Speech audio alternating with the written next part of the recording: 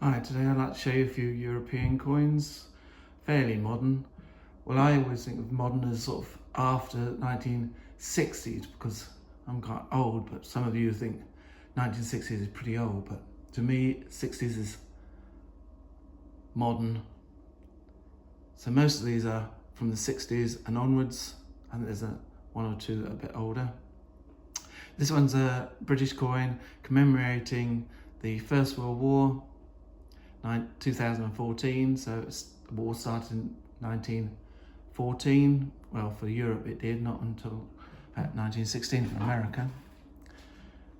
But it's the 1418 war in Europe. So you got Kitchener. This is a recruitment sign saying Britain needs you. Now, in 1914, there was a lot of support for the war. They thought it would be a quick war. There had been feelings that a war was coming. There was naval rivalry between Britain and Germany. Then you had the Balkans that was always in a mess.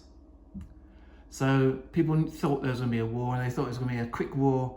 They thought it started in August. They thought it would be finished by Christmas, but it went on for 4 horrible years with millions dying, an awful war. And then it triggered the Second World War. Second World War is really a repeat of it's an extension of the First World War. The problems hadn't been solved. More had been generated, and so the Second World War came out of the First World War. They got the Queen on that side, and then we got within its package. Then we got some details about the coin. These are quite interesting. The outbreak, if you want to ever read that, just pause. Again, this is the people. It was trench warfare in the West, so people just dug in and just blasted each other. And there's the poster. Recruitment, Kitchener's men.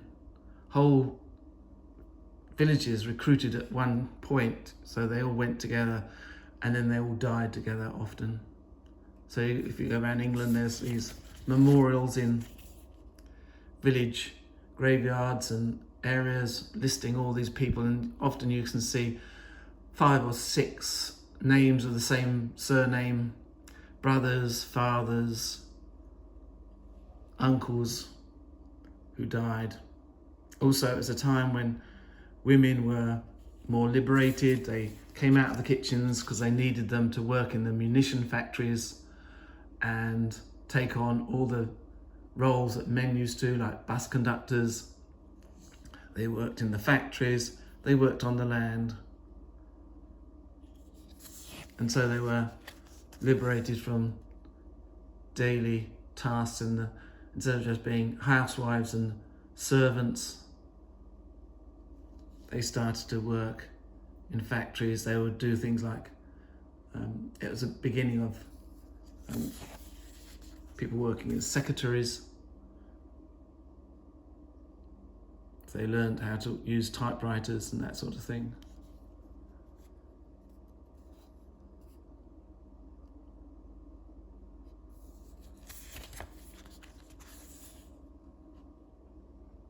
And Britain still had, at that time, an empire, and it used a lot of its empire to help in the war effort. So many Australians, New Zealanders, Indians, Africans, all were in the war.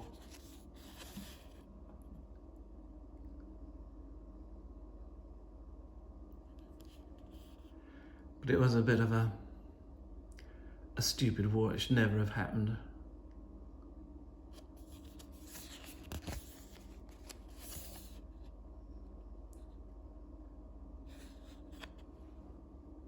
Like most wars, it was preventable. Even more than most people didn't think it was going to happen at that time, because when the Archduke was killed in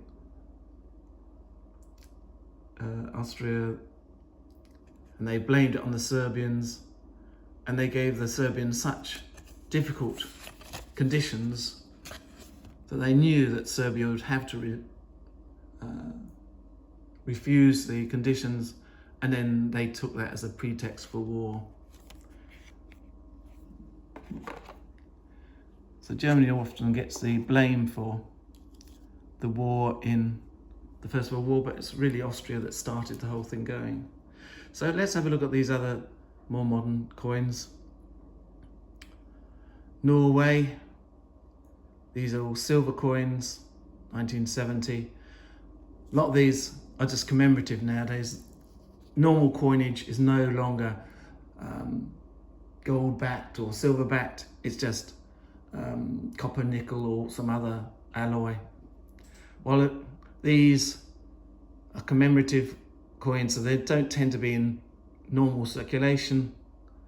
They're just for, looks like a 1945, so it was just probably the Second World War, end of the Second World War sort of commemorative. Norway. This one's a bit more earlier. This one's Yugoslavia. When the First World War ended, Yugoslavia, or some countries that became Yugoslavia, came out of it. 1932, Yugoslavia, and that was a kingdom at that time. After the Second World War, it became a socialist republic, but before that, it was a kingdom. Yugoslavia was a bit strange because it had two sort of scripts. It had a Cyrillic script, like the Russian type script, like it's got on here, and it had a Latin script as well. Here we've got 1966 Portugal, 20 escudos.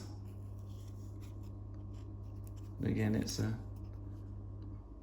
the República Portuguesa. Picture of a bridge there. This one's again quite an early one, 1944, so just at the end of the war. Slovakia had been pulled off of Czechoslovakia. There had been 2 bits. So you've got Slovakia here.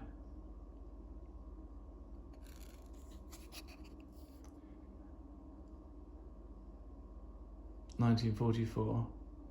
And that emblem, that sort of double cross, is a emblem in Slovakia. Now we've got Denmark, 1964. Just commemorating a princess.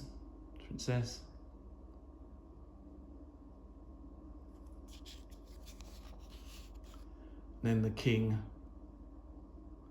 Denmark.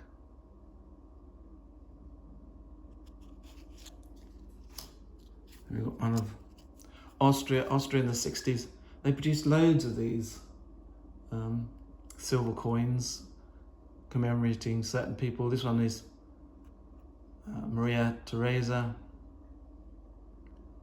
She was quite influential in the 18th century in Austria, part of the Enlightenment. But for the Enlightenment, it wasn't that people became free. It was mainly that their government became much more efficient.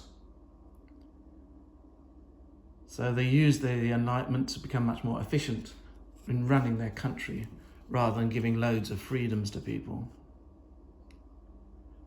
25 shillings. Republika Österreich. Again, this one's 1961 Austria. And this is a church, I believe it is. Burgenland, 40 Jahr, 1921 to 1961. Again, you've got this same sort of, you've got 25 and 50 sort of shillings like this.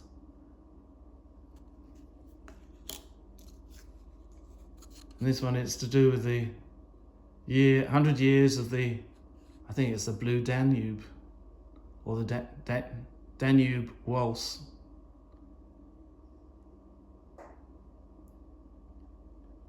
So it'd been 1867. Must have been the time of the Danube was.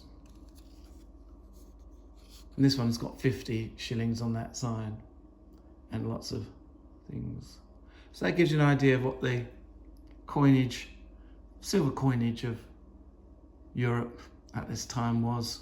So they did produce silver, but it was mainly just to do with commemorating certain events. These were not in general circulation. Okay, I hope you found that of interest, and I'll come back to you with some more coins soon. Bye.